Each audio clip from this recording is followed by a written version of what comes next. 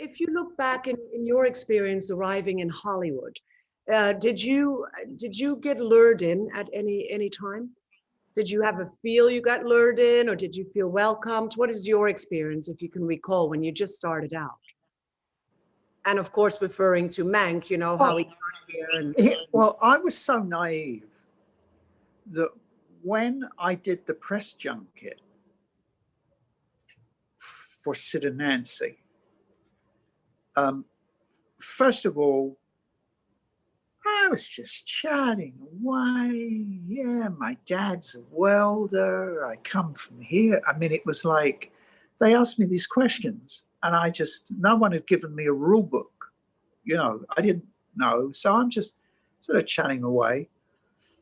And also, I thought they were doing it as a special thing for Sid and Nancy. That's how naive I was. I didn't realize I'd have to do it for every movie.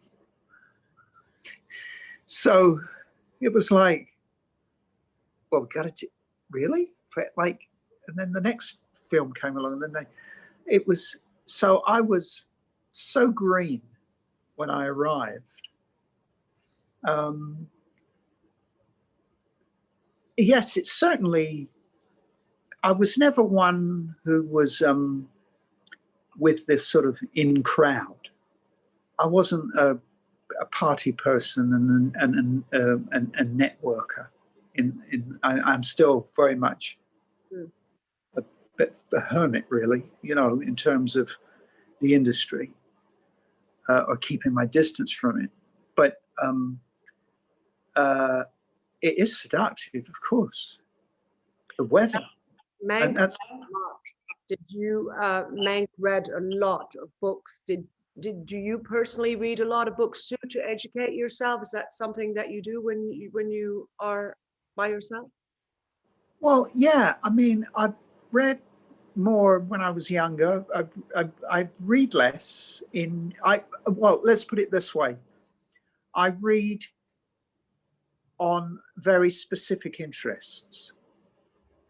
So I've always liked photography, and I've always taken pictures. And over the last maybe 6 years or so, I've been working with collodion, 19th century wet plate and silver, and platinum prints and things. So that's kind of my passion when I'm not acting. So I'll read about that, you know, in a very specific areas. But yes, when Mank arrived, I mean, he grew to just despise writing for film and didn't consider it even close to literature. I mean, but he did write to Sarah when he first came out and said, "You would love it here. There's these lovely little Spanish bungalows, and there's green lawns, and the sun is shining, and there's palm trees and swimming pools." I mean, he was seduced, like so many, and I've had a very, you know, you can live comfortably in California.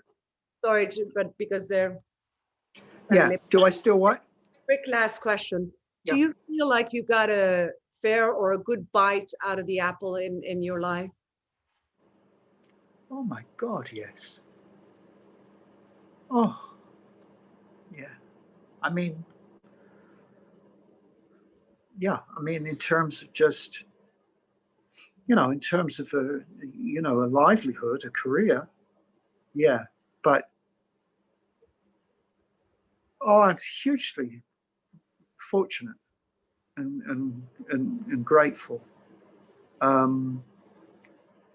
I think about it more. I've thought about it a lot more recently with the pandemic.